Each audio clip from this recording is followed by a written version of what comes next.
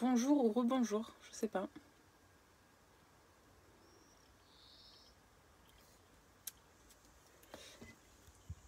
Bonjour à ceux qui sont déjà là.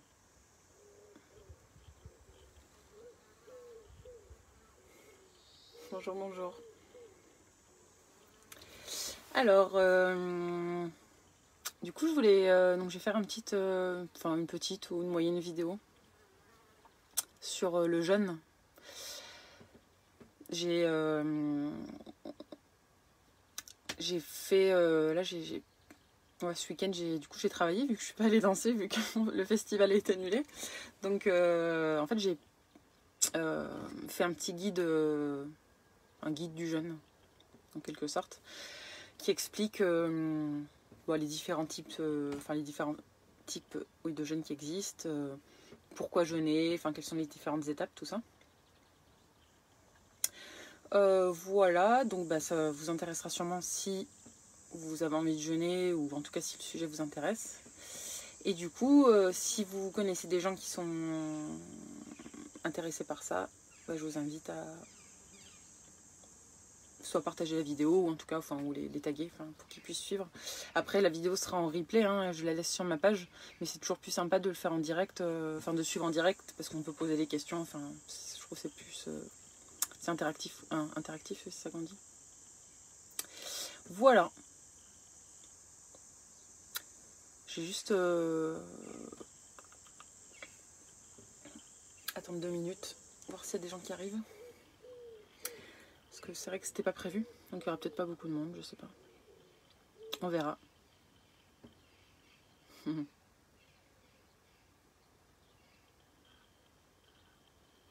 Donc est-ce que parmi ceux qui regardent, est-ce qu'il y en a qui ont déjà jeûné ou en tout cas qui ont envie de jeûner ou qui sont curieux de savoir d'en connaître plus à ce sujet? Bonjour Catherine. Bon tant mieux. Ok. Bon écoutez, je vais commencer et puis ça fera venir les gens. Donc du coup déjà quand on parle de jeûne, le jeûne c'est jamais que le jeûne en lui-même. Ça commence avant le jeûne et ça se finit après le jeûne. C'est-à-dire que déjà il y a la prise de décision en premier de jeûner, on décide qu'on va jeûner.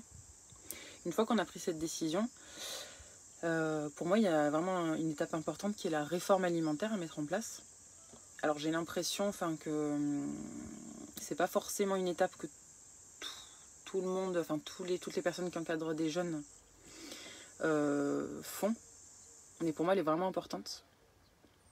Ensuite, la troisième étape, c'est la descente alimentaire. La préparation vraiment au jeûne en tant que tel. Ensuite, il y a le jeûne. Et ensuite, il y a la reprise alimentaire et le retour au quotidien. Donc en fait, pour moi, il y a 4 phases dans le jeûne. 5, pardon, du coup. Ça fait 5 phases. Voilà, donc comme je disais, la réforme alimentaire, tout le monde ne la propose pas ou... Moi, je vais vous en parler. Donc le jeûne, qu'est-ce que c'est? Donc c'est une privation de nourriture pendant une période donnée. Et en fait, c'est un processus qui est spontané, naturel et qui est régulé. Naturellement, on jeûne. Déjà toutes les nuits on jeûne, hein, puisque quand on dort, on ne mange pas. Et ça tombe bien puisque la nuit, c'est vraiment le moment où le corps il se nettoie. Donc le fait de ne pas manger la nuit, ça aide au corps à se nettoyer. Et si vous observez soit des animaux ou des enfants, quand ils sont malades, la première chose qu'ils font, c'est d'arrêter de manger. Parce que quand du coup on arrête de manger, toute l'énergie qui d'habitude est dédiée à la digestion, là elle est disponible pour se guérir. Donc les animaux et les enfants, ils sont encore connectés un peu à leur instinct, donc c'est pour ça qu'ils ont qu'ils le font spontanément. Nous, adultes, souvent on est coupé de ça, et un peu il y a la croyance populaire de vas-y mange, ça va te donner de l'énergie. Alors en effet, ça nous donne de l'énergie d'une certaine façon, mais ça nous en prend aussi beaucoup pour la digestion. Donc il y a différents types de jeûnes. Donc en premier, on a le jeûne hydrique qui consiste à ne pas manger mais à boire de l'eau. On a le jeûne sec où là on ne boit pas et on ne mange pas. On mange pas, on ne boit pas. Donc le jeûne sec dure forcément moins longtemps que le jeûne hydrique puisqu'on peut se passer de nourriture plus longtemps qu'on peut se passer d'eau. Et on a le jeûne qu'on dit modifié, où on va donc boire des liquides, mais comme par exemple des bouillons, des tisanes, des jus de légumes. Sans dépasser, je sais plus donc c'est sur quel protocole, mais du coup ils préconisent de ne pas dépasser 250 kilocalories par jour. Donc c'est vraiment pas beaucoup. Mais voilà, donc ça c'est ce qu'on appelle le jeûne modifié. Il existe aussi ce qu'on appelle le jeûne intermittent. Donc là, le jeûne intermittent, c'est de façon quotidienne dans son mode de vie, de régulièrement avoir des phases où on ne mange pas, qui durent entre 16 et 36 heures, et des phases où on mange, qu'on appelle les fenêtres d'alimentation. Et ça, je conseille vraiment... Enfin, c'est vraiment une pratique que je conseille d'intégrer dans votre vie quotidienne, parce que... Bonjour. Parce que du coup, ça va faire qu'au quotidien, votre corps il va pouvoir se nettoyer un peu tous les jours. Pendant toute la période où vous ne mangez pas, le corps il reste en processus de nettoyage. Donc il y a différents types de jeûne intermittent. Celui qui est très connu là depuis un petit moment, c'est ce qu'on appelle le 16-8. C'est-à-dire que pendant 16 heures, on ne mange pas et pendant 8 heures, on peut manger. On a le 24. Pendant 20 heures, on ne mange pas. Pendant 4 heures, on peut manger. Après, donc, vous pouvez faire toutes les heures comme ça, mais en gros, c'est minimum 16 heures sans manger. On a ce qu'on appelle le jeûne alterné. C'est qu'un jour, on mange normalement comme on veut. Un jour, on ne mange pas. On a aussi le 5-2. 5 jours on mange, 2 jours on mange pas. Et après, en fait, ça c'est des exemples. Vous pouvez inventer votre façon à vous de faire du jeûne intermittent. Il n'y a pas de règles strictes. L'important, en fait, vous avez compris, c'est d'augmenter la fenêtre durant laquelle on ne mange pas. Et plus vous l'augmentez, et plus votre corps pourra se nettoyer. Sachant que si aujourd'hui vous mangez 3 repas par jour, c'est difficile demain de passer à 1 repas par jour. Il faut y aller par étapes. D'abord, on recule le petit déjeuner. Ensuite, on supprime le petit déjeuner. Donc, on mange plus que 2 repas. Puis après, petit à petit, on peut reculer l'heure du repas du midi. Voilà, il faut le faire par étapes.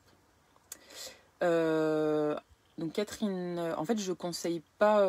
c'est vraiment au cas par cas, le jeûne. Je peux pas conseiller un type de jeûne pour tout le monde.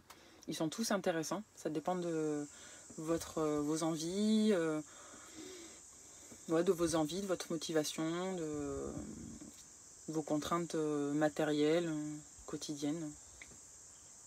Ça, c'est vraiment, faut en discuter au cas par cas. 2 jours de jeûne sec, c'est super, 2 jours de jeûne sec. C'est bien. Surtout, là, en plus, là, c'est l'été, donc forcément, le jeûne sec, c'est plus difficile pendant l'été que pendant l'hiver. On a plus vite soif.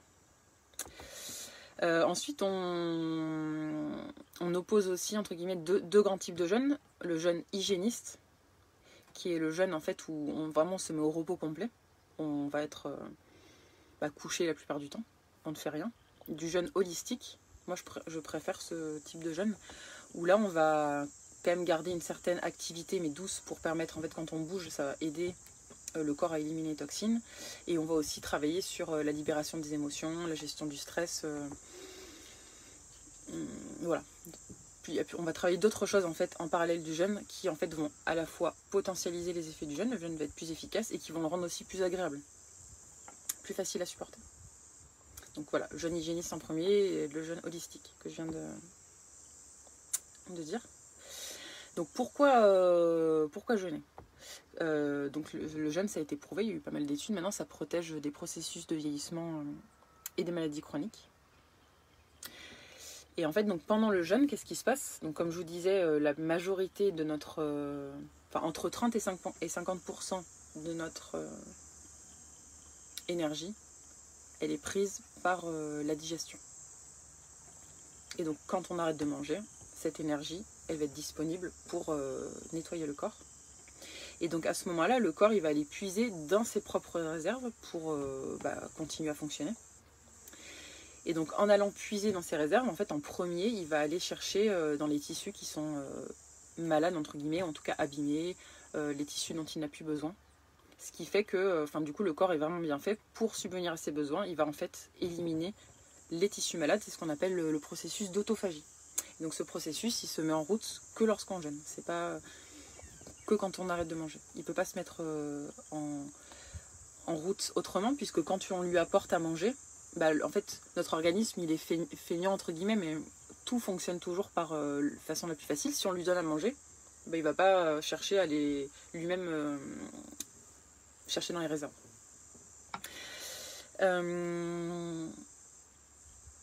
Donc les graisses, rapidement le corps il va aller chercher dans les tissus graisseux pour à la fois se nourrir, enfin, pour se nourrir. Et ce qui est intéressant, c'est qu'en plus dans les graisses, il y a beaucoup de toxines qui sont stockées. Donc en plus d'éliminer les graisses superflues, il va éliminer les toxines en même temps que les graisses. Et ça, du coup, ça va être plus rapide en jeûne sec, d'aller chercher dans les graisses, puisque en jeûne sec, comme on n'apporte pas d'eau par l'extérieur, le corps doit puiser l'eau qu'il a déjà à l'intérieur du corps, et cette eau elle est stockée aussi dans les graisses. C'est pour ça qu'on dit que le jeûne sec il est plus puissant, donc les effets vont arriver plus vite. On dit qu'un jour de jeûne sec ça équivaut à 3 jours de jeûne à l'eau, mais sachant que du coup c'est plus difficile, ça demande une préparation plus rigoureuse. Ça demande aussi une surveillance plus rigoureuse, et que tout le monde ne peut pas se lancer dans un jeûne sec comme ça. Ça demande vraiment une bonne préparation et un suivi. Bonjour à tous ceux qui arrivent entre temps. On parle du jeûne ce midi. Donc si ça vous intéresse le jeûne, n'hésitez pas à partager la vidéo si vous connaissez des gens qui y sont intéressés. Pour qu'ils puissent suivre, comme je disais, puissent suivre en direct, c'est plus sympa qu'en replay. Et ce qui est bien aussi, donc le corps est très bien fait, c'est qu'il va jamais aller, en tout cas, bien sûr si on s'arrête de manger au bout d'un moment, il va aller, ça va devenir délétère. Mais si on s'arrête au bon moment, en sachant qu'on peut jeûner 40 jours en jeûne hydrique si on est bien préparé, hein, donc c'est quand même beaucoup. Mais en tout cas, le corps n'ira jamais puiser dans les organes nobles, les organes vitaux, pour se nourrir. Donc il ne va jamais aller chercher au niveau du cœur, du cerveau, des poumons. Il va toujours aller utiliser les tissus abîmés et superflus. Voilà, donc ça c'est vraiment l'intelligence. Notre corps il est intelligent, il sait exactement ce dont il a besoin, où il doit aller chercher pour s'auto-alimenter. Donc en fait en premier, il va utiliser toutes les réserves, le sucre qui circule dans notre sang. Il va utiliser tout ce glucose. Une fois qu'il n'y aura plus du tout de glucose, il va fabriquer du glucose à partir des protéines. Et ensuite, seulement, pour ne pas utiliser le stock de protéines en entier, il va commencer à aller chercher dans les graisses. Et quand il va chercher dans les graisses, on dit qu'il passe en cétose. Et c'est souvent à ce moment-là que la sensation de faim disparaît. En tout cas, diminue beaucoup. Sachant que votre corps il passera plus rapidement en cétose aussi si votre préparation avant elle a été faite de façon efficace et rigoureuse. Donc en premier, il va aller chercher les déchets qui circulent dans le sang, le corps. Ensuite, il va aller chercher les déchets qui sont dans les graisses. Et ensuite, en fait, il va aller de plus en plus profondément. Et ensuite, il va vraiment aller chercher les déchets incrustés comme les kystes, les fibromes, les tumeurs.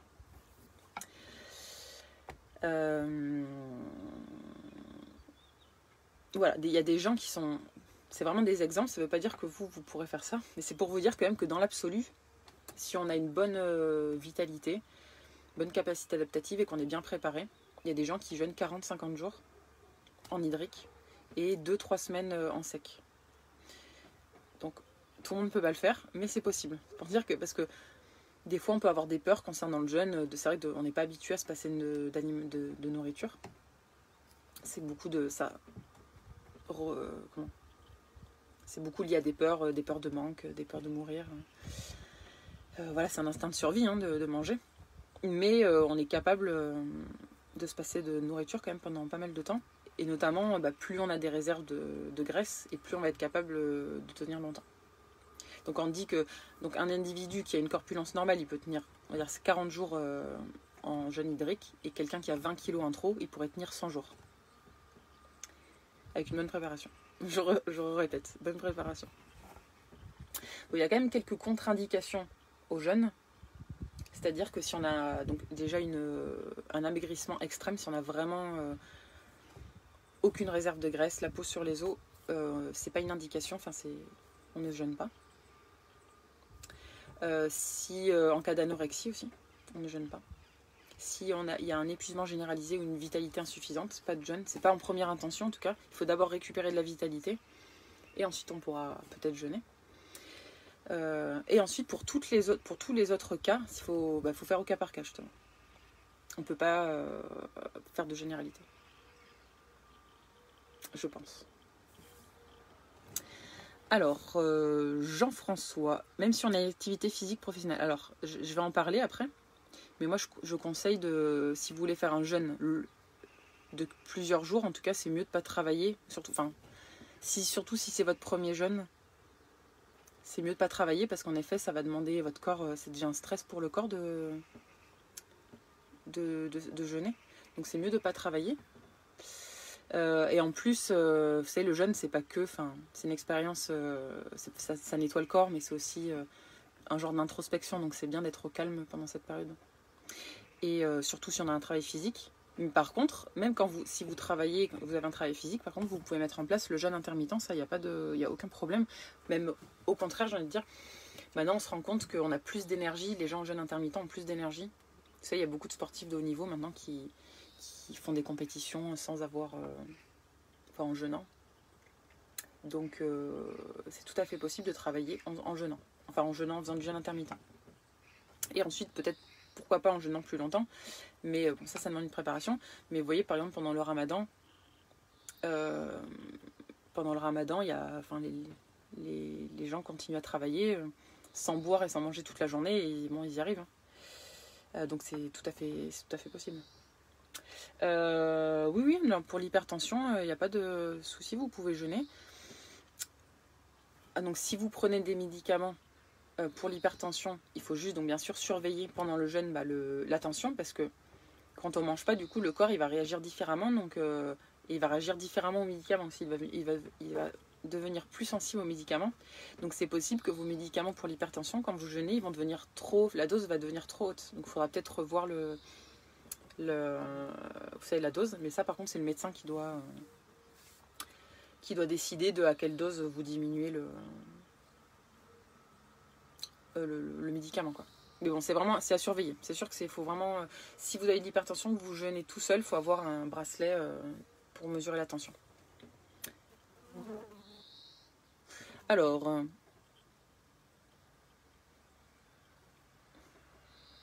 médicament ou pas médicament, ça change rien. C'est juste qu'il faut donc surveiller comment le corps réagit. On n'arrête pas les médicaments en première intention avant le jeûne. Ça se fait pendant le jeûne. Il faut être en contact avec votre médecin pour réguler la dose, quoi, pendant le jeûne. Et après, c'est difficile, je ne peux pas répondre comme ça. Donc si vous avez 20 kilos en trop, en théorie, vous pouvez faire un jeûne assez long. Et a priori, si vous faites une bonne préparation, pourquoi pas faire quelques jours de jeûne sec, mais c'est vraiment, je peux pas répondre. C'est vraiment du cas par cas. Ce que je vous dis, c'est des choses générales. Après, si ça vous intéresse, à vous de vous documenter plus, ou alors de prendre du coup rendez-vous. Enfin, je fais des consultations pré-jeûne, donc c'est possible qu'on prenne un rendez-vous, mais là c'est vraiment pour vous expliquer les grandes lignes et voilà, pour vous donner envie, si jamais c'est quelque chose qui vous intéresse, peut-être pas pour passer le pas, ou ensuite vous allez voir, vous documenter plus. Mais là je peux pas des consultations privées, quoi, pendant cette conférence. Et le jeûne intermittent, donc là on me demande pour perdre du poids, le jeûne aussi, bien sûr, le jeûne intermittent aide à perdre du poids. Quand on pratique le jeûne intermittent au quotidien, on perd du poids, le plus souvent, généralement. Et pendant le jeûne aussi, bien sûr, on perd du poids, sachant qu'on va quand même reprendre, une fois qu'on remange, on va reprendre un peu de poids, puisque pendant plusieurs jours on n'a pas mangé. Donc c'est normal que quand on remange, le corps il va reprendre un peu de poids. Mais si vous faites une bonne reprise alimentaire, vous allez pas reprendre tout le poids que vous aurez perdu. Voilà. Donc j'ai dit les contre-indications, donc je répète, amaigrissement extrême, anorexie, épuisement généralisé. Et pour tous les autres, c'est au cas par cas. Et les indications au jeûne, donc déjà pour pouvoir jeûner, comme je dis, donc il faut une vitalité suffisante, quand même, et une capacité émonctorielle suffisante aussi. Donc ce que je veux dire. Donc les émonctoires, c'est les organes d'élimination du corps. Il y en a 5. On a le gros intestin, le foie, les reins, les poumons et la peau. Et donc il faut que ces organes-là, ils soient en capacité de faire sortir les toxines que vous avez dans le corps pendant le jeûne. Donc il va falloir aussi, avant le jeûne, faire une préparation au niveau de ces organes pour voilà, qu'ils soient assez costauds pour faire sortir toutes les toxines. Et du coup, si ces deux principes sont respectés, vitalité suffisante, capacité émonctorielle suffisante, le jeûne, il est indiqué pour toute personne qui souhaite améliorer, augmenter sa vitalité, qui souhaite avoir un niveau de santé plus haut, se soigner. Mais c'est aussi possible, même si on se sent bien, de vouloir expérimenter le jeûne, parce qu'on sait que dans l'absolu, dans tous les cas, ça peut être que bénéfique, même si on se sent déjà bien, et que ça peut nous donner que de la vitalité en plus. Et aussi, c'est une expérience, comme je disais, le jeûne, c'est aussi une expérience d'introspection, donc ça peut permettre de comprendre des choses sur soi, de libérer des émotions, de libérer plein de choses. Oui, vous pouvez jeûner en prenant un médicament anticoagulant. Mais encore une fois, je vous dis, je peux pas, c'est compliqué de répondre à des cas particuliers comme ça. Ça demande une consultation. En théorie, oui, mais voilà, il faut faire une bonne préparation. Alors, 16 heures de jeûne depuis 15 jours. Bah parfait. C'est très bien, Sonia. Bravo. C'est très bien, le jeûne intermittent, c'est vraiment super. Et d'ailleurs, avant tout jeûne, que ce soit jeûne hydrique ou jeûne sec, il faudra passer par une période de jeûne intermittent pour habituer le corps à fonctionner, à déjà fonctionner en jeûne. Parce que si vous passez de 3 repas par jour à ne plus rien manger, votre corps il va pas supporter. C'est pas possible. C'est pas indiqué, c'est dangereux. Voilà, il faut faire vraiment une bonne préparation. Donc comme je disais, le jeûne, en fait, ça nettoie notre corps, mais en quelque sorte, ça nettoie aussi notre esprit.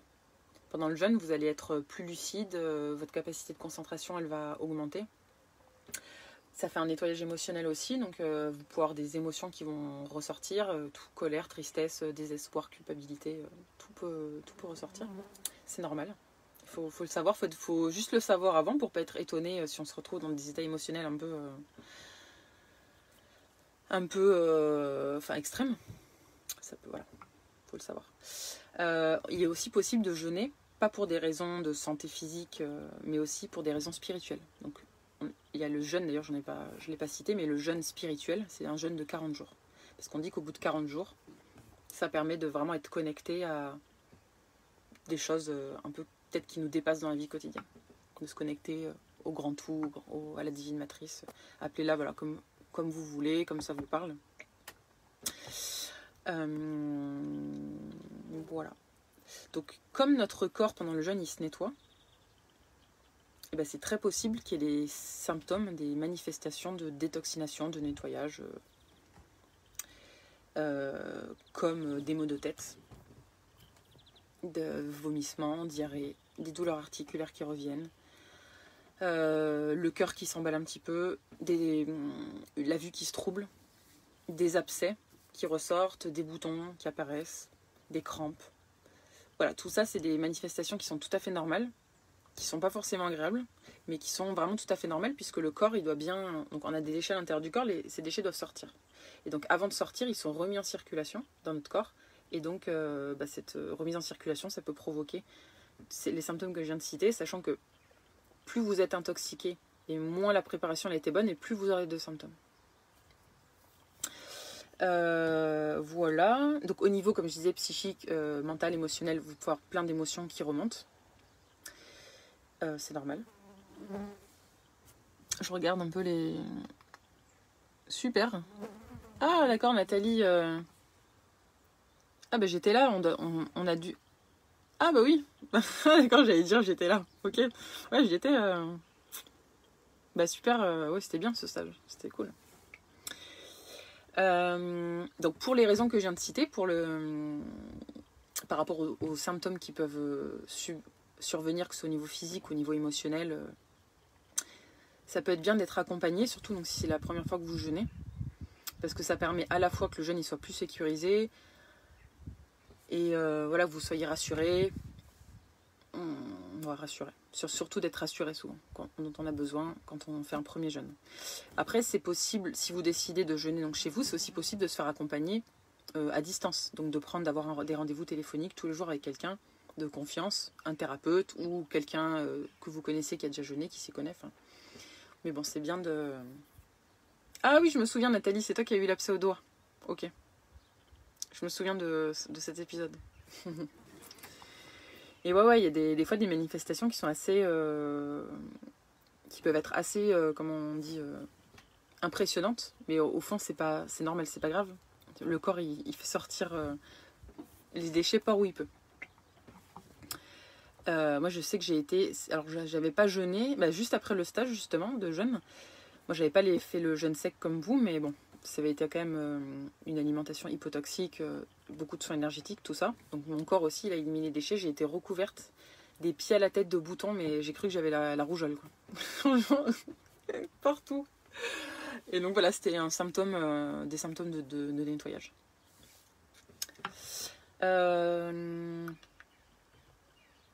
Voilà, comme je vous disais au début, comme c'est vraiment une période d'introspection aussi, le jeûne, c'est bien, si vous pouvez, de ne pas travailler, ou en tout cas, pendant les premiers jours du jeûne, de ne pas travailler. Mais si vous pouvez ne pas travailler pendant tout le jeûne, c'est quand même c'est beaucoup mieux. Sinon, ça n'aura pas le même, ça aura pas la même efficacité. Mais bon, après, chacun, on fait comme on peut. Voilà. Après, donc, il est possible de jeûner chez soi ou en groupe. Il n'y a pas de mieux ou de moins bien. C'est vraiment comme vous le sentez. Il y a des gens, pour se motiver, ils ont besoin de sortir de chez eux, d'aller en groupe. Il y a la motivation du groupe. Il y a vraiment un encadrement sérieux. Il y a des gens, ils ont besoin de ça. Il y en a d'autres, soit parce qu'ils ne peuvent pas, parce que déjà, forcément, ça coûte de l'argent, partir ailleurs.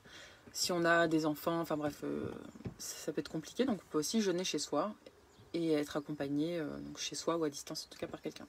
Ça, c'est vraiment, chacun le vit, chacun décide comme il le sent, quoi. Il n'y a pas de mieux ou de moins bien, dans l'absolu. Par contre, donc, si vous décidez de jeûner chez vous, par contre, c'est important, des choses à respecter, donc c'est important de se ménager des temps de repos suffisants avant le jeûne, pendant le jeûne et après le jeûne, parce que le jeûne, il va... Donc c'est un super outil, mais c'est quand même, ça demande une vitalité suffisante. Donc c'est pour ça qu'il faut prévoir un repos suffisant pendant toute la période qui entoure le jeûne. Il faut aussi prévoir de passer un temps suffisant en pleine nature, tous les jours, pour pouvoir à la fois donc, se ressourcer et se nourrir en quelque sorte des énergies de la nature. Parce que comme on va plus se nourrir d'aliments, être en pleine nature, ça nous permet de nous nourrir d'une autre façon. Voilà, il faut marcher aussi. Donc, en tout cas, si vous faites un jeûne, ce que j'appelle le jeûne holistique, prévoir de marcher. Enfin, tous les jours, avoir une activité physique douce, marche, vélo, gymnastique douce, yoga, étirement. Voilà, des choses très douces, mais en tout cas qui vont faire circuler le sang, la lymphe, et donc qui vont aider à l'élimination des toxines. Voilà. Et si vous pouvez aussi prévoir de vous faire masser, c'est bien.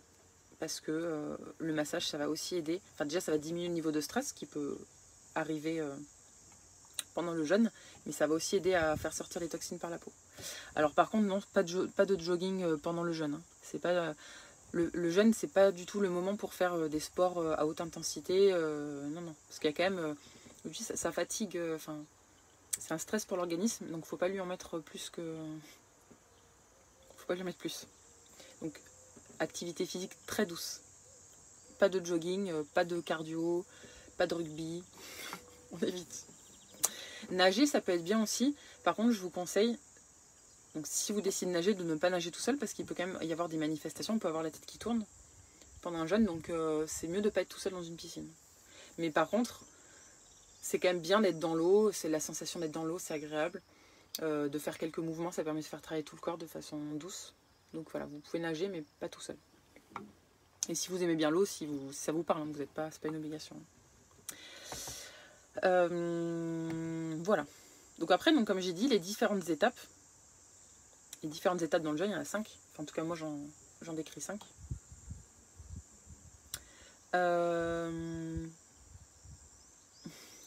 Donc en premier, donc la décision, la prise de décision.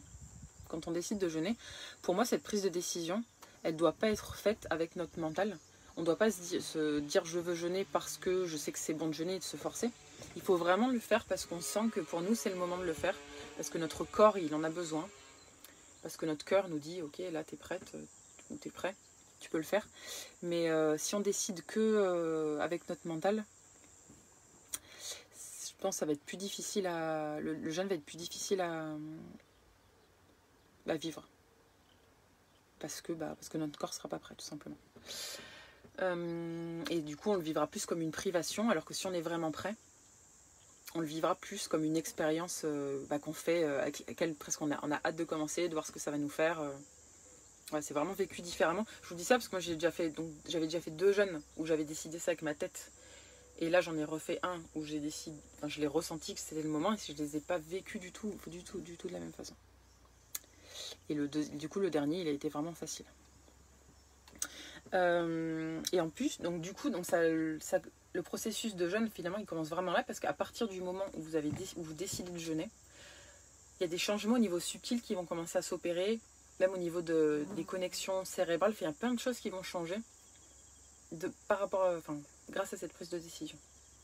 Et qui vont rendre, du coup, le moment où vous allez jeûner plus facile. Donc la deuxième étape, pour moi, elle est nécessaire, mais en tout cas, si on a le temps, c'est-à-dire que si on n'est pas pressé de jeûner, cette étape, elle est vraiment indispensable. Pour moi, elle est indispensable. Après, parfois, on décide de jeûner suite à l'annonce d'une maladie grave. Et du coup, on est un peu dans l'urgence de jeûner. Donc à ce moment-là, on zappera la deuxième étape, qui est la réforme alimentaire. Et on passera tout de suite à la préparation au jeûne. Mais sinon, pour moi, la réforme alimentaire, elle est vraiment importante parce que... pour moi, ça n'a pas de sens de jeûner si ça ne rentre pas dans le cadre vraiment d'un changement de mode de vie, de vouloir aller vers une alimentation plus saine et un mode de vie plus sain de façon générale.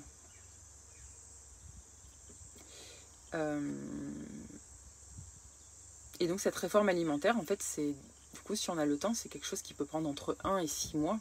On n'est pas pressé. C'est avant de commencer le jeûne en lui-même, de déjà avoir en fait une alimentation qu'on dit physiologique. Donc on dit une alimentation physiologique. Qu'est-ce que c'est ? C'est une alimentation qui est basée surtout sur les fruits et les légumes crus.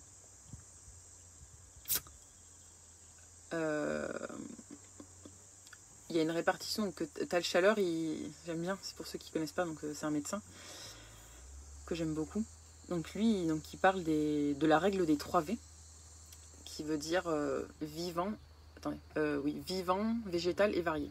Donc végétal, ça veut dire que notre alimentation doit être basée en majorité sur des produits végétaux. En deuxième, vivant, c'est-à-dire que ces produits doivent être consommés frais et crus. Et le troisième, varié, ça veut dire qu'il faut varier déjà les végétaux qu'on consomme, mais aussi qu'aussi il faut avoir une certaine souplesse, qu'il ne faut pas tomber dans un truc rigide où dès qu'on mange autre chose que des fruits et des légumes, on culpabilise et on pense qu'on a fait la plus grosse erreur de notre vie. Faut rester souple de temps en temps. On peut manger une bonne pizza, de temps en temps on peut se boire du bon vin, de temps en temps on peut manger une bonne pâtisserie. Enfin voilà, faut rester souple pour se faire plaisir déjà, et aussi pour garder une certaine au niveau social, c'est important de pouvoir aller manger au resto avec ses copains, chez des gens. Voilà. C'est juste que faut avoir l'esprit que en majorité on doit aller vers une alimentation végétale et crue, mais que de temps en temps on peut manger autre chose. Voilà.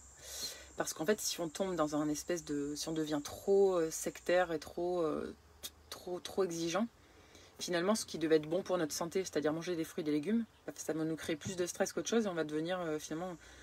on va être stressé, enfin le stress va être mauvais pour notre corps. Donc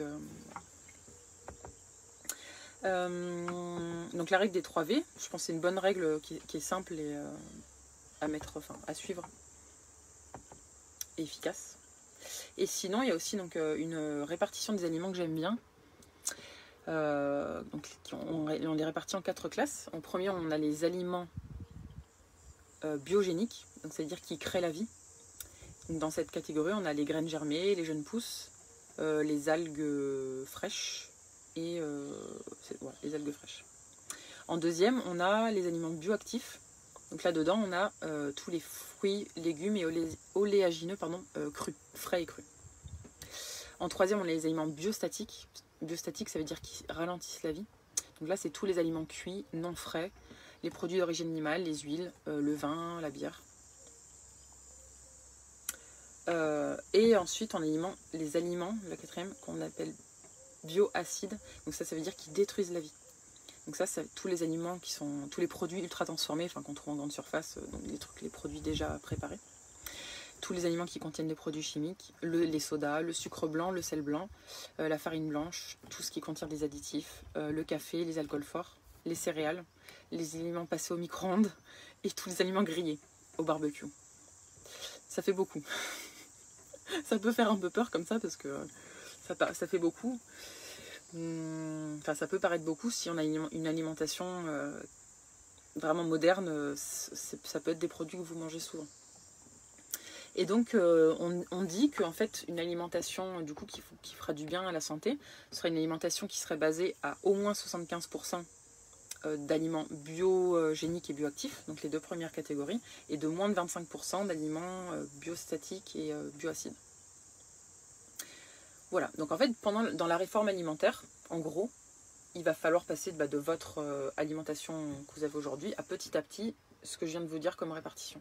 Mais sachant qu'on n'est pas pressé, cette étape, elle peut durer des mois si vous avez envie. Après, c'est chacun...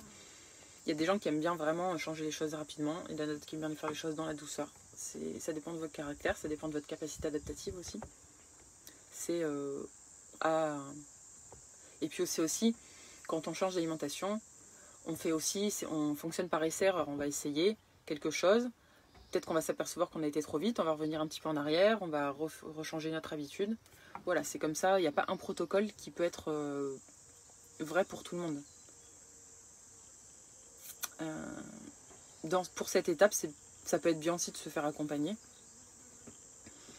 Ça peut être plus facile des fois quand il y a quelqu'un qui nous guide un peu. Mais ça peut se faire tout seul aussi. Enfin, tout est possible, quoi.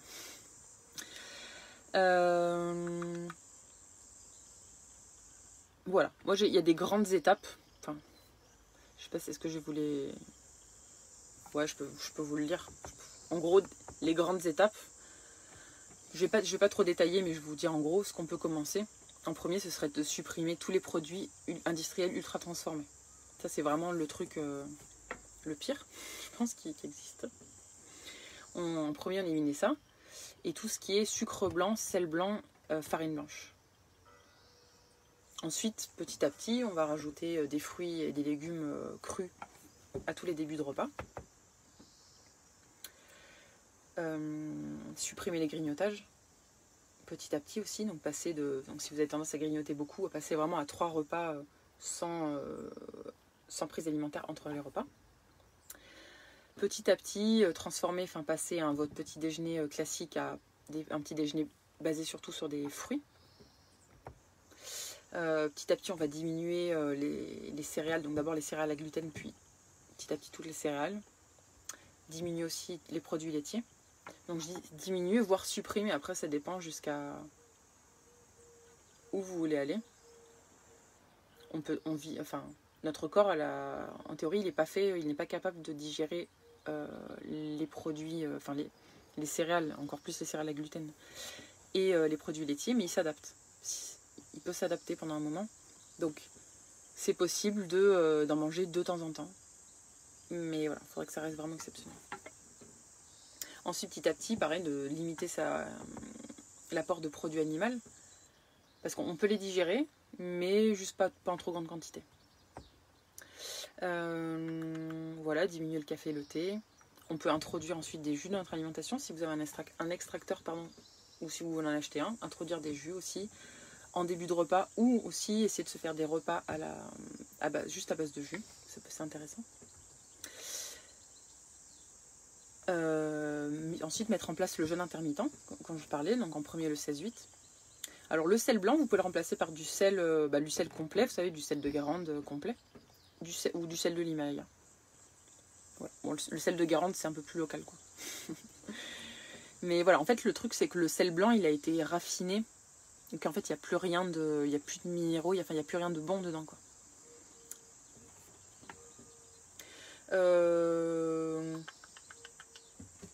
Voilà. Bon, c'est vraiment... Ce que je vous ai dit là, c'est vraiment très global. Je n'ai pas détaillé, c'est pas le but... Enfin, c'est pas le but vraiment de la conférence. Mais en tout cas, voilà, je pense que c'est important d'inclure en fait le jeûne dans une démarche plus globale de réforme alimentaire. Ouais, mais du coup le gomasio, juste faut faire attention à ce que ce soit du bon sel, parce que des fois dans le gomasio, est-ce qu'ils mettent pas du sel blanc? Oui, mais ils mettent toujours du sel de qualité dans le gomasio? Je sais pas. Je fais pas, j'en achète plus. Et le sapori, je connais pas. Je sais pas ce que c'est. Je veux bien que tu me dises. Donc, cette étape, si possible, on l'a fait. C'est beaucoup mieux. Sauf si la décision de jeûner, elle est prise en urgence. Pour X ou Y raison, annonce d'une maladie grave.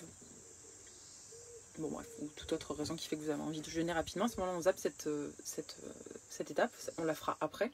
Mais par contre, la préparation au jeûne, dans tous les cas, elle sera primordiale. Une mauvaise préparation, ça peut faire rater complètement un jeûne, puisque votre corps il sera pas prêt, et donc les symptômes de détoxination ils peuvent être trop importants, trop difficiles à supporter, et vous allez devoir du coup stopper le jeûne. Parce qu'un individu qui est très intoxiqué, des jeûnes de manière générale, il n'arrivera pas, comme il est intoxiqué parce qu'il n'arrive pas à éliminer ses propres toxines, et donc ses organes émonctoriels ils sont déjà surchargés.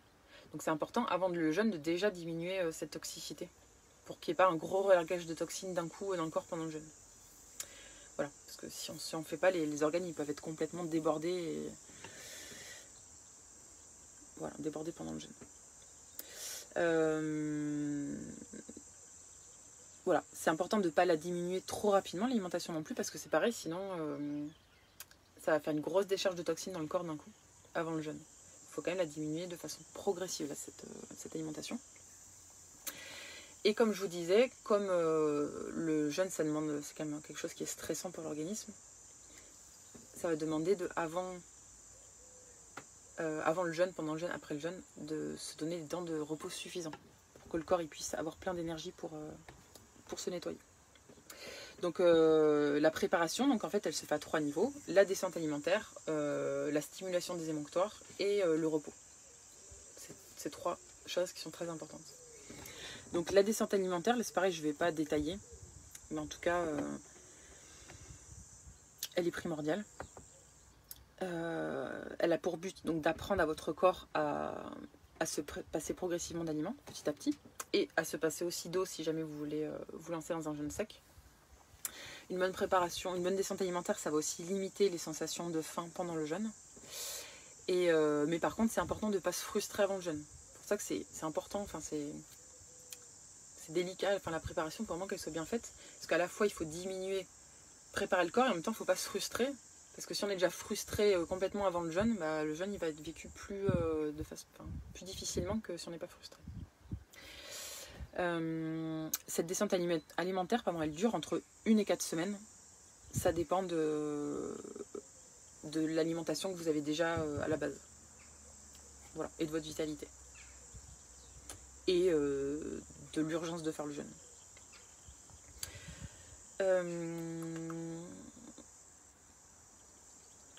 Je regarde un peu mes notes pour rien oublier.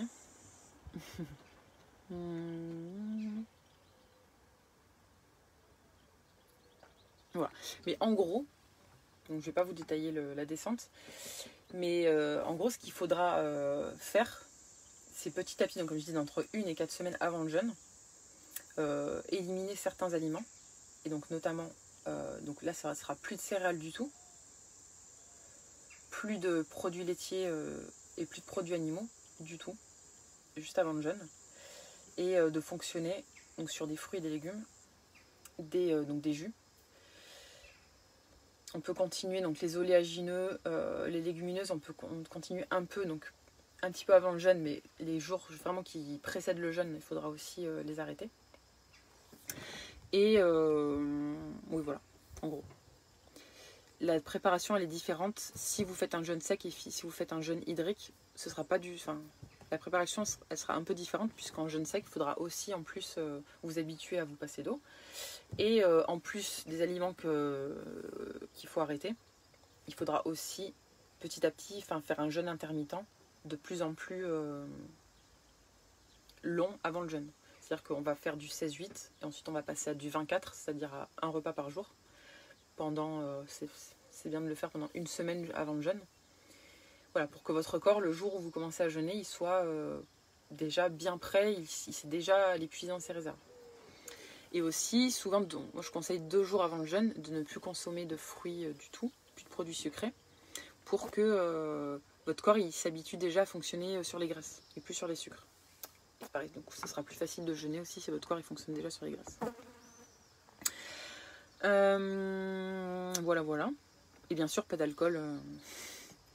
Pas d'alcool avant le jeûne, c'est mieux. Pas pendant aussi, même si c'est un liquide. C'est un liquide non autorisé pendant le jeûne. Et quoi d'autre que je voulais dire? Ah oui, et par rapport au tabac, c'est bien aussi de 1 mois avant le jeûne, donc si vous fumez, de commencer à diminuer le tabac pour, si possible, arrêter à 1 ou 2 jours avant le jeûne, si vous pouvez. Un jour avant le jeûne, de ne plus fumer. Mais même si vous n'y arrivez pas, souvent pendant le jeûne, on a moins envie de fumer parce que le corps il est plus sensible. Et donc la fumée de cigarette, sûrement que ça va vous dégoûter. Et puis votre corps il va plus vite réagir. Même aux symptômes, peut-être que ça va vous donner la tête qui tourne. Vous allez vraiment le sentir au niveau des poumons. Donc voilà. Alors, je regarde un petit peu les commentaires. Merci Dominique pour votre message. Ah bah bravo, 45 kg sur 3 mois.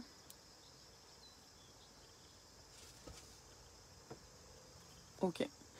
Bah écoutez Dominique,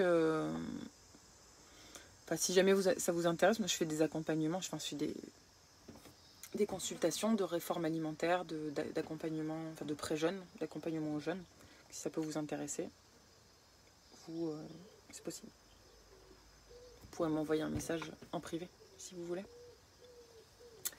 Alors, pas pour l'instant. Ouais, bah très bien, jeûne sec, on n'est pas obligé de jeûner à sec. Faut vraiment le faire. De toute façon, l'été, c'est quand même dur. Moi, j'ai réessayé de jeûner à sec. J'ai pas réussi. J'ai pas réussi parce qu'il fait trop chaud. Franchement, je suis dans le Gers, là, il fait... je sais pas, 35 degrés. Enfin, je sais pas trop, mais il fait très chaud. C'est un peu dur. On voit du kéfir. C'est trop bon le kéfir, j'adore. Voilà. Donc en deuxième, donc ça c'était vraiment la préparation alimentaire qui est vraiment indispensable. En parallèle à la descente alimentaire, il faut aussi préparer les émonctoires. Donc, comme je répète, les émonctoires c'est les organes d'élimination des déchets du corps. Donc en premier, pour aider les intestins, au niveau du gros intestin, ce qu'on peut faire c'est prendre du psyllium, un mélange psyllium, charbon actif, argile verte, pour commencer pour faire un balai intestinal, pour nettoyer les intestins. Donc ça, on peut le commencer 1 mois avant, le plus tôt vous en prenez, le mieux c'est. C'est possible aussi, au moins 1 semaine avant le jeûne, de faire des lavements. Soit lavement vous-même, soit des irrigations coloniques chez un hydrothérapeute. Donc ça permet vraiment de nettoyer le côlon. Et que le jour où vous commencez votre jeûne, votre côlon il est complètement vide. Donc pareil, du coup ce qui fait qu'il va éliminer les toxines plus facilement. Et en plus, c'est bien au niveau de la sensation de faim. Ça aide de faire des lavements, ça diminue cette sensation. C'est possible aussi de faire une purge avant le jeûne. Mais ça c'est pareil, si vous décidez de faire une purge, c'est bien de ne pas le faire tout seul, de bien vous renseigner avant. Ça peut être violent une purge. Mais ça peut être très efficace aussi, donc c'est vraiment au cas par cas. Mais ça peut, la purge, du coup, ça va vraiment nettoyer tout le système digestif. Mais il faut avoir une vitalité suffisante pour le faire. Voilà, donc ça c'est vraiment ce que je viens de citer, donc c'est pour aider, c'est pour préparer les intestins. Ensuite, pour préparer le foie, bah, le fait déjà d'arrêter l'alcool avant le jeûne, ça nettoie le foie. Et sinon, bah, le jus de betterave, enfin les betteraves, artichauts, citron, radis noir. Tout ça, c'est des aliments qui vont nettoyer votre foie. Ensuite, troisième organe d'élimination, notre peau. Hein, notre peau, elle élimine. Donc pour l'aider, on peut faire brossage à sec ou brossage dans votre douche avec un gant de crin pour que les déchets puissent voilà, bien sortir par la peau. Vous faire masser et sauna, hammam. Tout ça aussi, ça va aider à faire sortir les déchets par la peau. Ensuite, le quatrième, c'est les poumons. Donc là, pour faire sortir les déchets par les poumons, bah, il y a tous les exercices de respiration, en gros, ça va vous aider à faire sortir ces déchets. Et aussi tous les exercices à haute intensité, vous savez, d'aller courir, tout ça, enfin tout ce qui nous fait respirer plus fortement, ça aide aussi. Mais par contre, ça ce sera pas pendant le jeûne. Comme j'ai dit, pendant le jeûne, on fait pas de sport intense. Mais avant, vous pouvez aller courir si vous avez envie, enfin, en tout cas. Alors pour les purges, en fait, il y a différentes... on peut se purger avec de différentes façons. Il y a les purges à l'huile de ricin, purge au jus de pruneau, au sérum de Quinton, et dernier, c'est comment ça s'appelle encore, chlorure de magnésium, je crois. Oh, je sais plus si c'est ça exactement.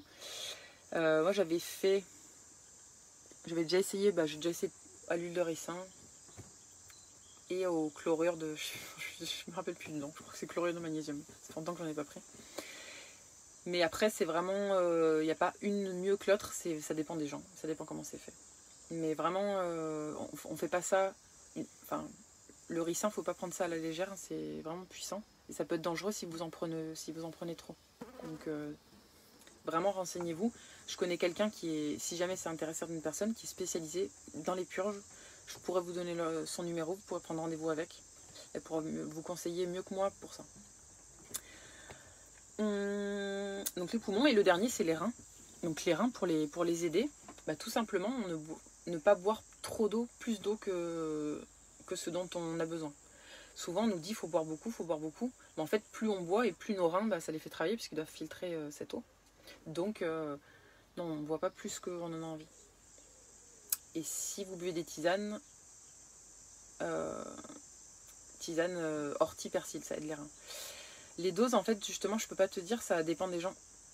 C'est entre 1 et un gros 4 cuillères, mais ça dépend vraiment de ton poids, de ta capacité, enfin ta vitalité, ça dépend de plein de choses. Donc je peux pas te répondre comme ça et franchement je conseille pas de faire une purge tout seul comme ça parce que si vous en prenez trop, c'est trop, c'est dangereux. Et si vous en prenez pas assez, du coup il n'y aura pas de purge qui sera faite et finalement les déchets vont être remis en circulation et ils vont pas être éliminés par le corps. Donc j'en parle comme ça, vous pouvez vous renseigner, mais par contre allez pas acheter d'huile de ricin et faire une purge juste après, s'il vous plaît. Je vous donnerai, là je mettrai ceux qui veulent le numéro, vous me demandez par message privé, je vous donnerai le contact de la... Ou quoi que sinon vous pouvez regarder... non, je vous donnerai son contact, ceux qui veulent. Vous m'envoyez un message sur Messenger. Voilà, et du coup la troisième étape de la préparation au jeûne, c'est le repos suffisant. Ça c'est vraiment important, comme je disais avant, pendant, après. C'est-à-dire qu'on ne va pas entamer un jeûne après avoir fait une semaine de boulot à fond, avoir fait des déplacements, on rentre de voyage, on est crevé. On a passé une semaine avec les beaux-parents. Ou après une semaine de rando à la montagne. Enfin, il faut qu'avant le jeûne, vous soyez reposé.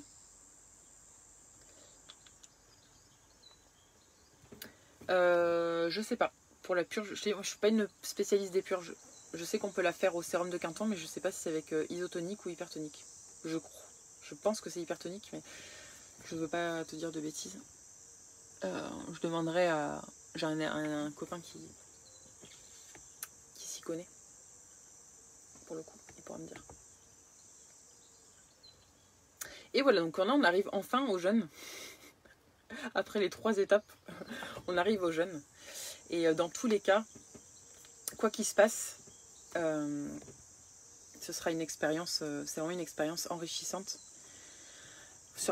pendant laquelle vous allez apprendre des choses sur vous, sur votre rapport à l'alimentation, sur la gestion de vos émotions, sur des questions que vous vous posez. C'est vraiment une expérience enrichissante. Pour moi... Ah, merci Jérôme, c'est à toi que je voulais demander justement. Tu vois, en plus j'ai dit des bêtises, j'ai dit hypertonique. Voilà. J'ai raté. Je sais pas que tu regardais, bonjour. Du coup, moi je suis pas pour... moi je pense que je préfère ne pas fixer un nombre de jours à l'avance. Parce que quand on fixe un nombre de jours, on le fait avec son mental. Or, le jeûne, c'est pas un truc... c'est pas quelque chose qu'on fait avec son mental, c'est quelque chose qu'on fait en écoutant son corps, en écoutant son cœur, les réactions de son corps. Donc, ce qui peut être bien, par contre, c'est quand même de se dire, je pars plutôt sur un jeûne court d'à peu près 3 jours, sur un jeûne mi-long d'à peu près une semaine, ou un jeûne plus long. Mais par contre, je pense qu'il faut pas être vraiment fermé, se dire, je fais 4 jours de jeûne et après j'arrête, ou alors je fais 2 jours de jeûne sec et après 3 jours de jeûne à l'eau. Parce que en fait, on ne sait jamais en avance comment notre corps il va réagir. Donc, voilà. Donc c'est bien de chaque jour en fait de s'adapter à ce que notre corps il nous dit. C'est pas non plus forcément aussi forcé de se dire je fais un jeûne sec ou un jeûne à l'eau. On peut très bien partir en jeûne sec, ensuite passer à un jeûne à l'eau. On peut partir sur un jeûne à l'eau et après si vraiment un soir on se sent faible, on peut boire un jus et après repartir en jeûne à l'eau. Voilà, faut être assez souple. C'est juste l'idée, c'est de toute façon de laisser votre corps se nettoyer. Mais ça peut se faire de différentes façons. Donc c'est important aussi, donc pendant le jeûne, très important de surveiller les éliminations de sel et d'urine. Donc même si on est en jeûne sec, il faut continuer à uriner. Par contre au niveau des sels, ça peut s'arrêter au bout d'un moment. En fait ça dépend pareil de votre préparation au jeûne, si vous avez fait des lavements, de votre état de toxicité.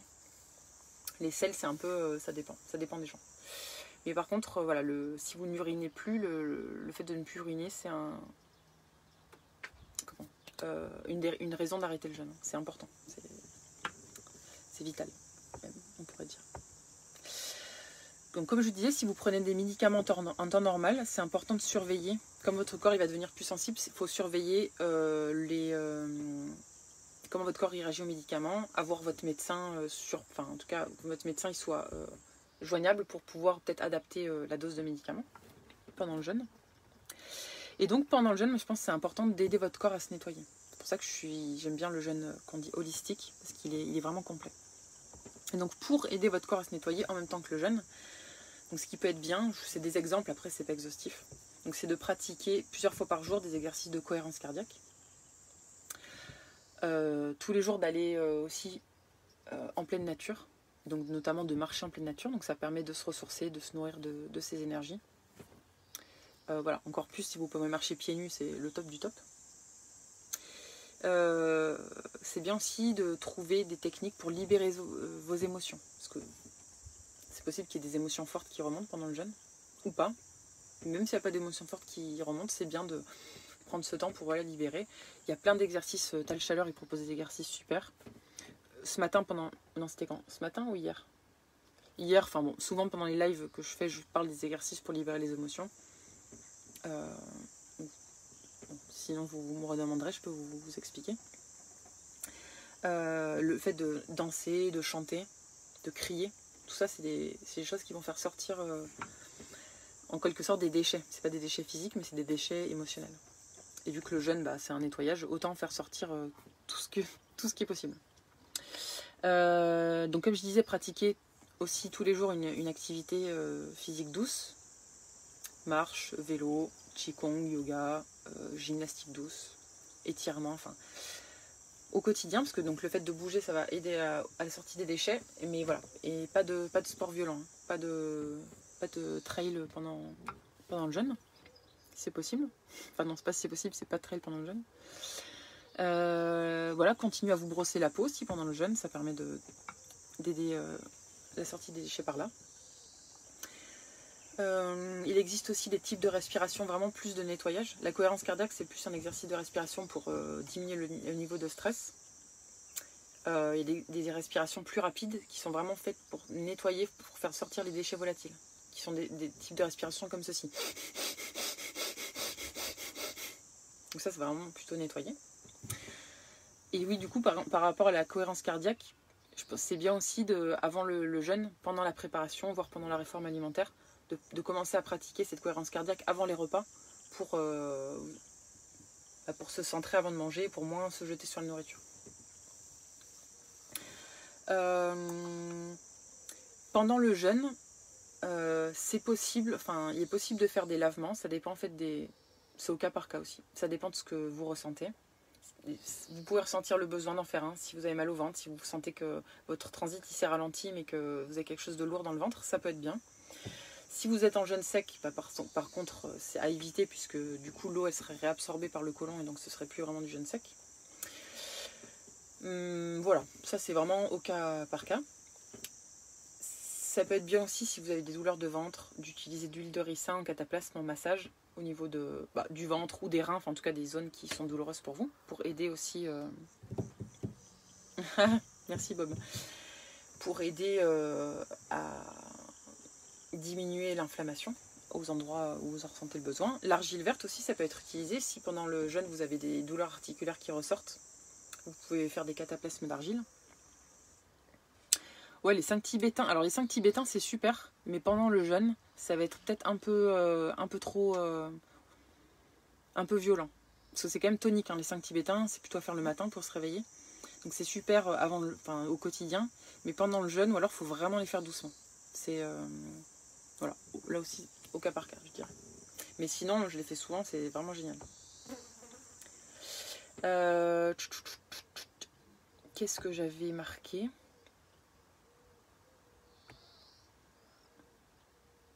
Oui, voilà, ça peut être bien aussi de... Donc, pendant le jeûne, si vous... Il y a des moments où vous avez l'émotion forte qui monte, ou alors aussi... Enfin, peut-être qu'il y a des moments où vous allez avoir des envies de manger, parce qu'il y a une émotion qui est montée, ou alors tout simplement, vous ne savez pas trop pourquoi. Là, c'est bien de faire des exercices de recentrage, d'alignement celtaire, d'ancrage. Ça permet de se recentrer et du coup de moins avoir envie de se jeter sur la nourriture. Et si aussi, donc comme le jeûne, si vous avez la chance de ne pas travailler pendant votre jeûne et donc d'être complètement disponible pour un peu cette introspection, si vous voyez qu'il y a des schémas, des choses récurrentes qui reviennent, des émotions qui sont toujours les mêmes qui reviennent au même moment, ça peut être une bonne période pour se poser des questions, pour savoir d'où viennent ces émotions, pourquoi vous les ressentez. Voilà, pour faire un travail un travail sur vous quoi, pendant ce jeûne. Et en général, comme on a l'esprit plus clair pendant le jeûne, finalement les réponses elles vont vous venir de façon plus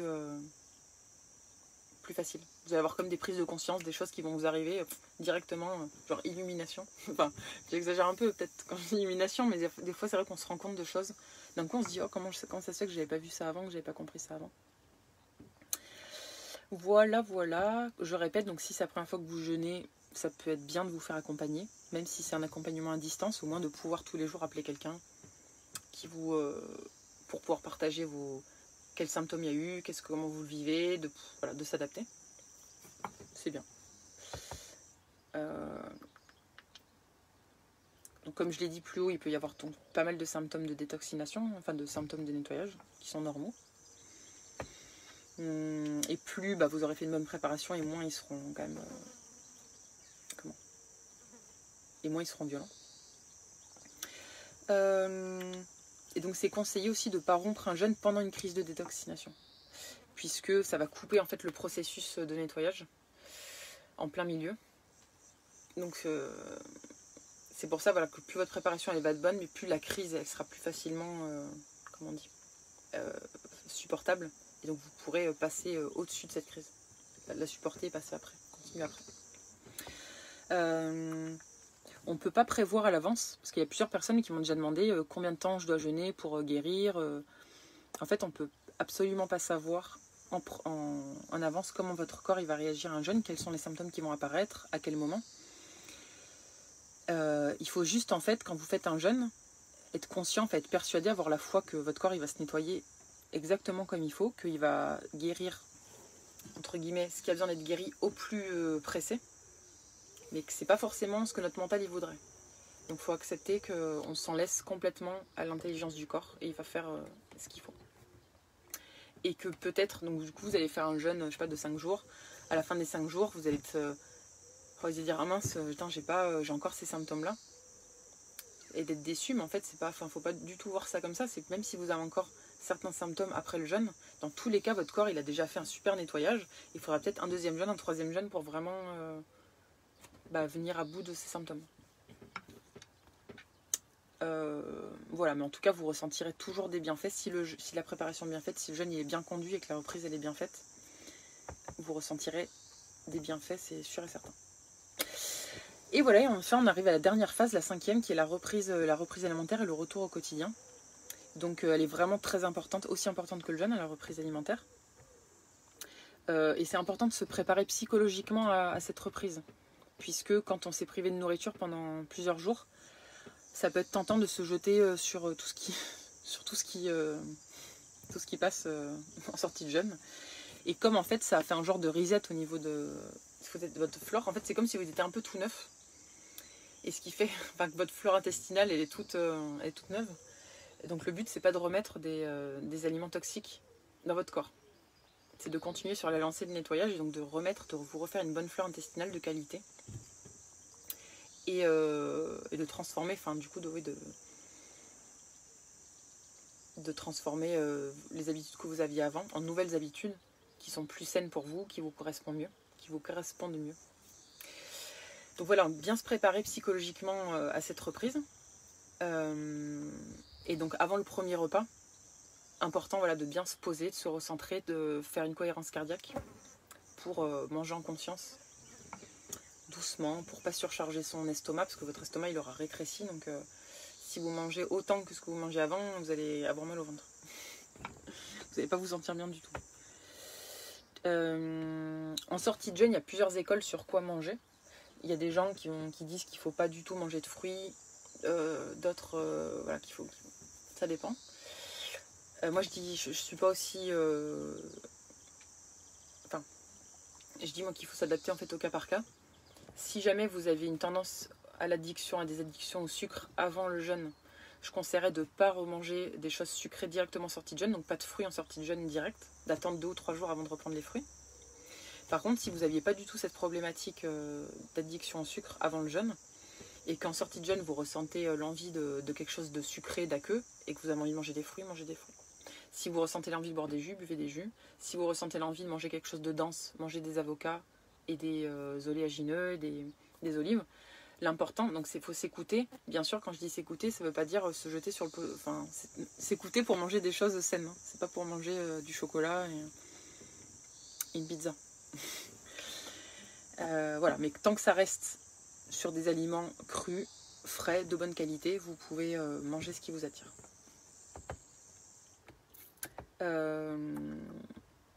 Voilà. Et globalement, en fait, la reprise alimentaire, elle va se faire dans l'ordre inverse de la descente alimentaire. Sachant que vous pouvez aller un peu plus loin. Par exemple, si vous consommiez encore, si vous consommiez encore des céréales et des produits laitiers avant le jeûne, ça peut être intéressant d'aller vraiment vers une suppression de ces produits. Et quand je dis suppression, ça ne veut pas dire que de toute votre vie, il faudra en manger. Ça veut dire que ça deviendra quelque chose de vraiment ponctuel et que vous ferez vraiment pour vous faire plaisir, pour partager un moment avec vos amis, votre famille, mais que ce ne sera plus quelque chose qui sera intégré dans votre quotidien. Voilà, donc c'est vraiment l'occasion, la sortie de jeûne, pour mettre en route de nouvelles habitudes. Puisque je vous dis, c'est comme ça a fait un reset au niveau alimentaire, émotionnel, donc là, c'est vraiment le moment idéal pour ça. Et là aussi, ça peut être intéressant de se faire accompagner pour cette reprise de jeûne, cette reprise alimentaire, en sortie de jeûne, si jamais vous avez... Si c'est la première fois.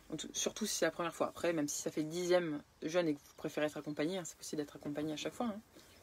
Mais surtout lors des premiers. Voilà. Écoutez, j'ai fini.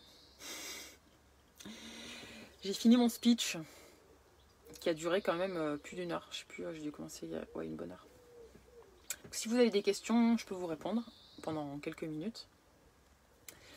Et du coup, après, donc je réponds aux questions, sachant que là, je ne vais pas faire des consultations individuelles par vidéo, parce que c'est pas, enfin, ce serait dangereux, c'est pas le but. Je peux répondre à des questions d'ordre général.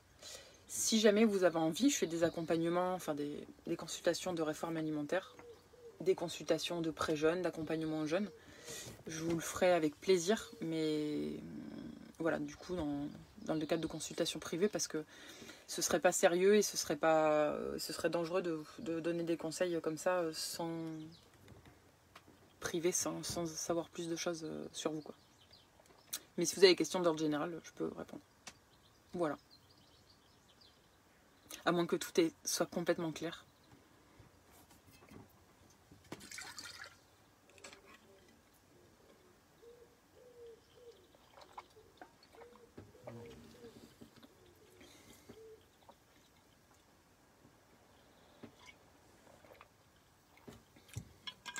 Bon, je vais poser les questions alors, parce qu'il n'y a personne qui répond.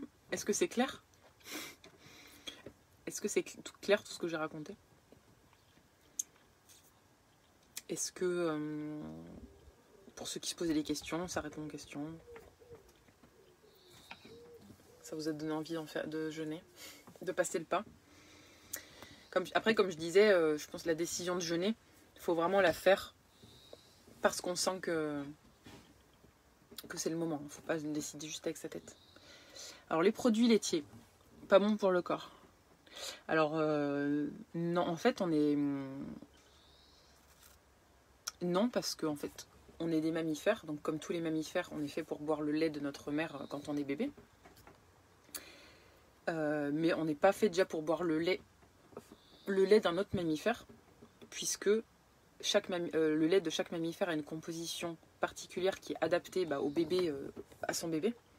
Et par exemple, concernant le lait de vache, on voit bien qu'un bébé humain et un bébé vache, un veau, ça n'a pas du tout la même taille, ça mange pas du tout la même chose après une fois adulte, hein, on rumine pas.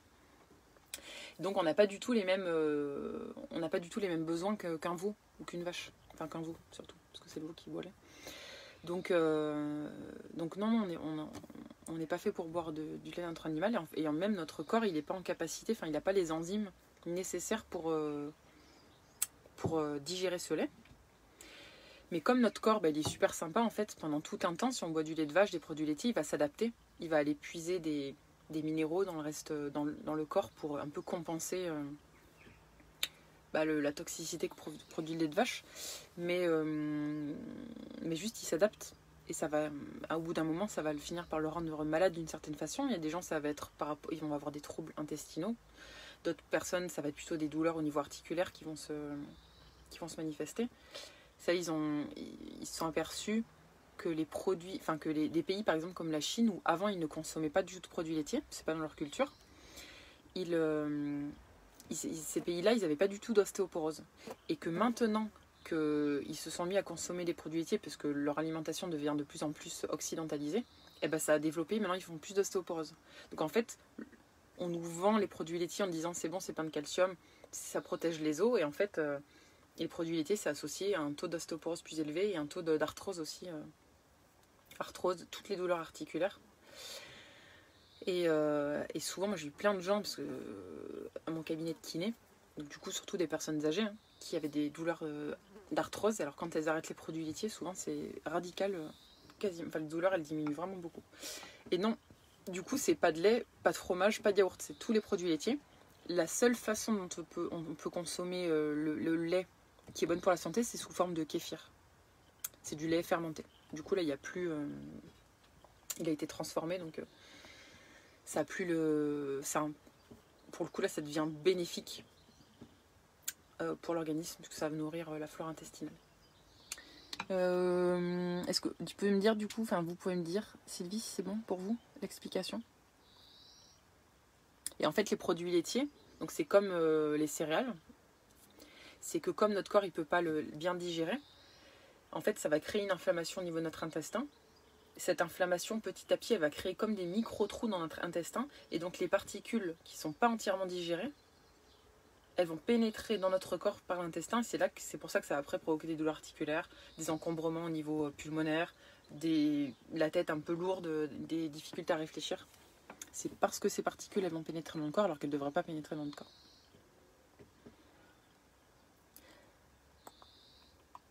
Alors ça, Patrick, je sais pas. Je peux pas répondre à votre question.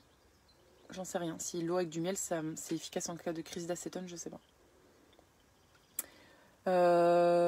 Ok, bah super, Sylvie, ça te donne envie. Alors, qu'est-ce que je pense des céréales sans gluten? Alors, les céréales sans gluten, c'est toujours mieux que les céréales avec gluten, mais ça reste que c'est très difficile à digérer pour l'organisme, puisqu'en fait, les céréales, c'est quoi? C'est des longues chaînes de sucre. C'est des sucres qui sont attachés les uns aux autres.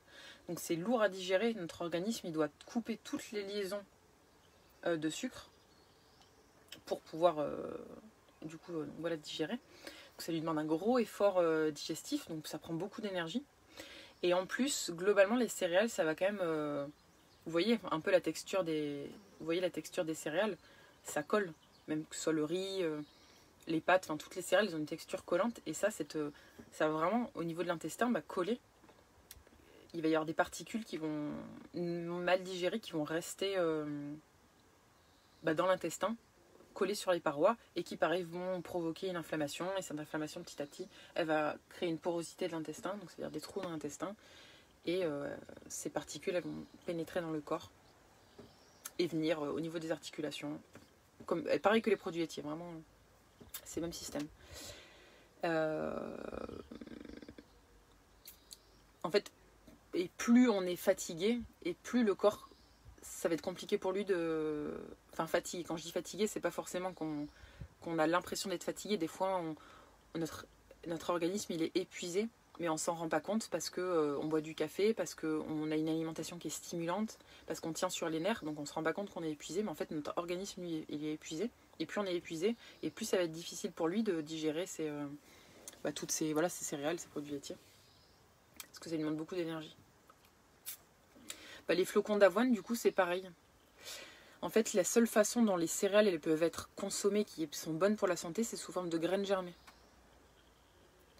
Une fois que les graines elles sont germées, là par contre, c'est le contraire, ça décuple leur potentiel.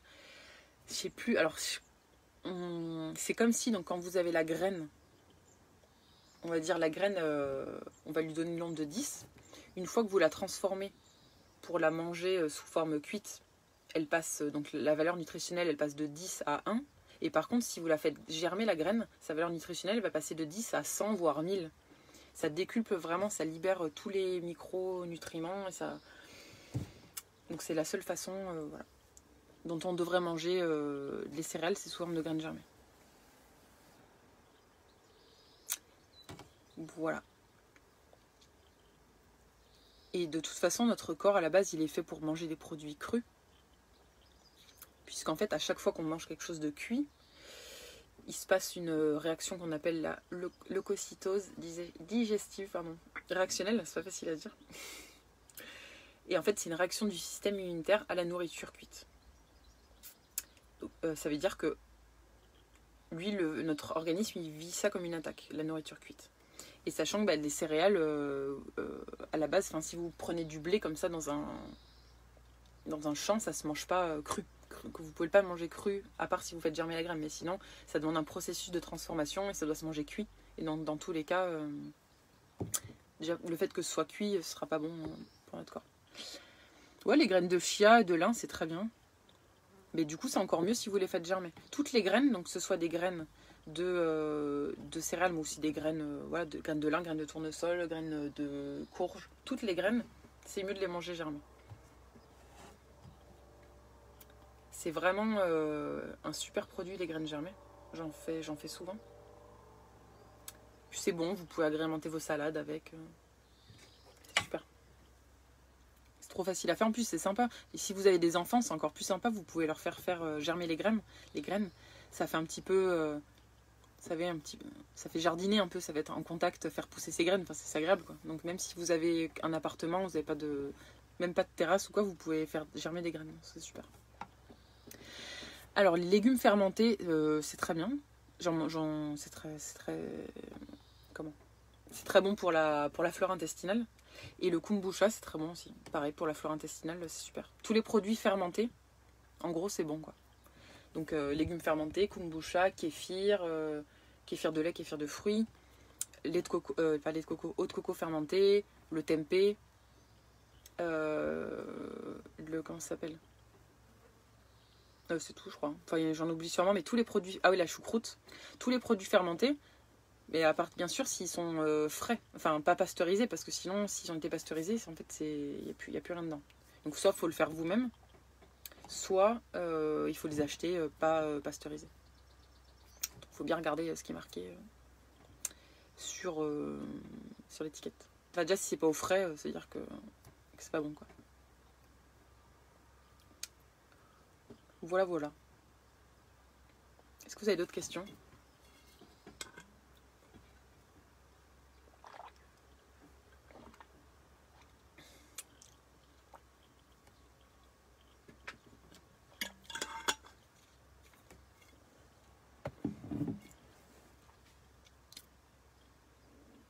J'attends les questions.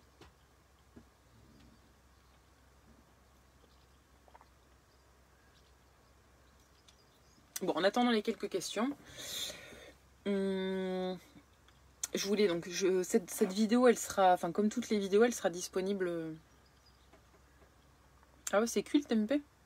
Tu peux pas manger cru le tempeh? Bon, je me suis trompée. Je pensais que ça pouvait se manger cru. Donc cette vidéo, pardon. Cette vidéo, comme toutes les autres vidéos, elle sera en replay sur la page Facebook. Donc si vous voulez regarder, c'est possible. Ou pour prendre des notes, ou n'importe. Et je les mets aussi sur YouTube. Là, ça fait 2 semaines que ça n'a pas été fait, mais je vais bientôt... Enfin, faut que je m'y attelle. Il faut juste que j'ai une bonne connexion. J'ai jamais trop une super connexion pour les transférer sur YouTube, mais bon, ce sera fait. Donc, pour ceux qui n'ont pas Facebook, ça peut être bien. Voilà, voilà. Oula, j'ai bientôt plus de batterie. Ça va signer la fin. Manger cru peut irriter les intestins. Alors, c'est vrai que Christelle, en effet, en médecine chinoise, ils ne préconisent pas du tout les mêmes... c'est pas du tout les mêmes préconisations qu'en alimentation vivante. Je peux pas... La médecine chinoise, mais je m'y connais pas beaucoup. Alors, en fait, le cru, ça peut irriter les intestins parce qu'en fait, notre corps, il n'a tellement plus l'habitude de manger cru qu'au début, quand on remange cru, bah, il faut le temps que notre corps il se réhabitue. C'est pour ça que c'est bien de ne pas passer de tout cuit à tout cru parce que votre corps, il va pas bien réagir. Il faut y aller par étapes. Il y a aussi des choses crues qui vont être plus facilement digérées que d'autres. Donc, trouvez au début qu'est-ce qui vous convient à vous. Et par contre, refroidir, c'est pareil, refroidir l'organisme, en fait, c'est pas parce qu'on mange froid que c'est censé refroidir l'organisme. Si ça refroidit, c'est que notre vitalité, elle est basse. Ou c'est que ce qu'on a mangé, l'aliment qu'on allait manger à ce moment-là ne nous convient pas, mais c'est pas vraiment parce qu'il est cru qu'il nous convient pas. C'est peut-être parce que là, il était trop aqueux. Parce que le cru, il y a cru et cru. Hein. Il y a du cru avec plein d'eau dedans, les oranges. Il y a du cru dense, les avocats. Si vous mangez un avocat et si vous mangez une orange, ça va pas du tout vous refroidir de la même façon. Et normalement, l'avocat, d'ailleurs, ça va pas vous refroidir. Enfin, donc voilà, manger cru, ça veut tout et rien dire.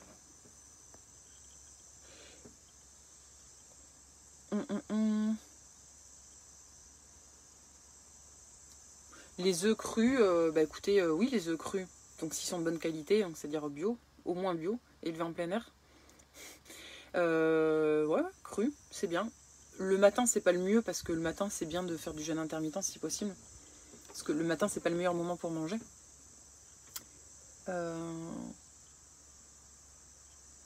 Mais sinon, les œufs crus, oui, c'est bien.